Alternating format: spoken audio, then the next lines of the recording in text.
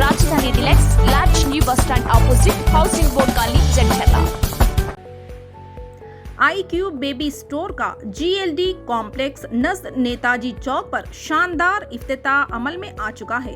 इस्तेफादा हासिल करें। 500 रुपये के ऑर्डर पर फ्री डोर डिलीवरी दी जाएगी।